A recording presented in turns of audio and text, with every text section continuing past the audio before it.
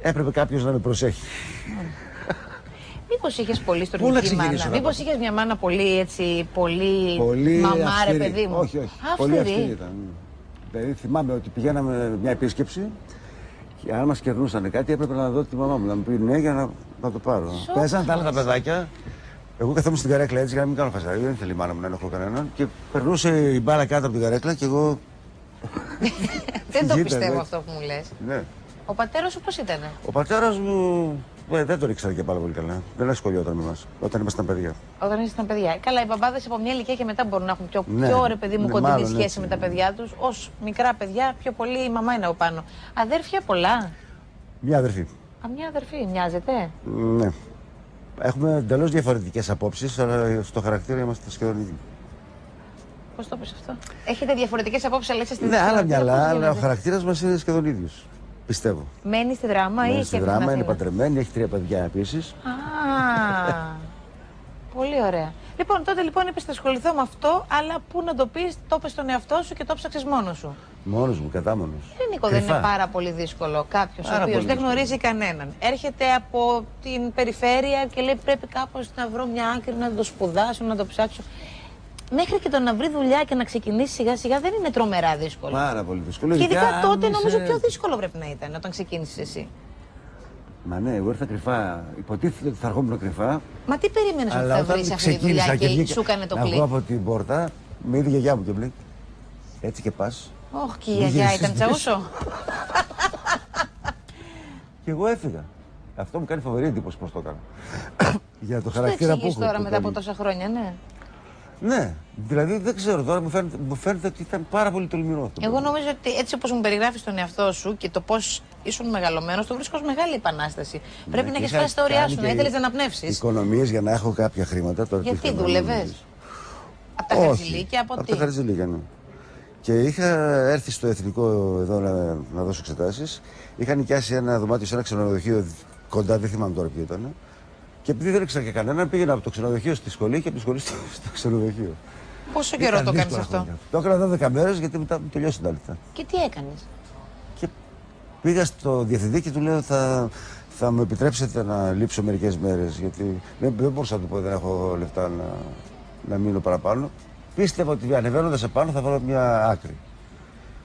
Αλλά μου λέει ο διευθυντής και καλά, τι θα κάνουν τα άλλα τα παιδιά που έχεις κομμάτια μαζί σου. Και μετά πήγα στο κρατικό που είχα εκεί τη φίλη μου. Είχα σπίτι δηλαδή να μείνω, έδωσα εξετάσεις στο κρατικό και μπήκα και τέλειωσα τη σχολή του κρατικού. Η περιπέτεια μου. Η πρώτη σου δουλειά, ποια ήταν, δεν θυμάσαι? Η πρώτη σου δουλειά που να πήρες και 5 δραχμές, δηλαδή να είπες ότι επιτέλους εγώ από αυτή τη δουλειά, μωρέ, έβγαλα ένα χαρτζηλίκι, ό,τι να είναι, το τίποτα, το κάτι τι. Η πρώτη μου δουλειά ήταν. Επειδή ναι, προσπαθούσα να τα καταφέρω να μπω στη σχολή του θεάτρου και δεν ήταν εύκολο βέβαια. Οι δικοί μου δεν ήξεραν τι να με κάνουν. Με είχαν στείλει σε μια σχολή να μάθω λογιστικά. Και είχα πιάσει δουλειά τότε εκείνη την εποχή σε ένα γραφείο μεταφορών και έγραφα τα βιβλία τους. Και σε ένα μήνα με διώξανε. Τι τους έκανες? Δεν ήμουν κατάλληλος για αυτή τη δουλειά. Βαριώσουνε δηλαδή. Ναι. Αυτό. Η οικογένειά σου, η μαμά σου, πότε ήρθε να σε δει στο θέατρο? Ήρθε ποτέ να σε δει? Ήρθε. Να φανταστείς, πηγαίναμε στους Φιλίππους, έπαιζα εγώ η Άσονα στην ίδια, Ορέστη. Ξέρεις, υποτίθεται σημαντικά πράγματα. Οι Φίλιπποι είναι δίπλα στη δράμα. Και δεν έρχονταν. Ήρθε η γιαγιά μου και η μαμά μου δεν είχε. Ήρθε μέχρι και η γιαγιά που σου είπε ότι κοίτα μην φύγεις γιατί... Και τελικά με είδε πριν από μερικά χρόνια, τον πήγαμε με το νηφικό κρεβάτι στη Θεσσαλονίκη. Κάτσε, αυτό έγινε τώρα με το νηφικό κρεβάτι? Τώρα με είδε και πρώτη φορά. Πλάκα μου κάνεις τώρα. Ήταν πάρα πολύ θυμωμένη. Το κράτησε μανιάτικο τόσα χρόνια. Ναι. Πώς μπόρεσε? Τι να πω τώρα? Δεν τη ρώτησες ποτέ? Πώς μπόρεσε? Ναι. Και τι θα μου πει? Πού να ξέρω. Τώρα με το νηφικό κρεβάτι? Ναι, τώρα, πρώτη φορά. Στην τηλεόραση σε έβλεπε, έκανες τόσες επιτυχημένες σειρές, όλος ο κόσμος συζητούσε. Το παιδί της, τέτοια επιτυχία. Δεν σε πήρε να σου πει, μ' αρέσει αυτό που κάνεις, είσαι πολύ καλός. Όχι, είναι τέτοιος χαρακτήρας. Τι ζώδιο είναι η μάνα σου?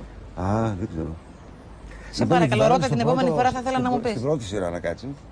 Και όταν τελείωσε η παράσταση, ήταν μια παράσταση που άρεσε στον κόσμο, ξέρεις, όλος ο κόσμος χειροκροτούσε. Και η μάνα μου κοιτούσε έτσι. Και της κάνει αδερφή μου. Δεν κόμπλαρες. Πες την αλήθεια. Κόμπλαρε, ναι. Αλλά γελούσα μετά, ξέρεις τώρα.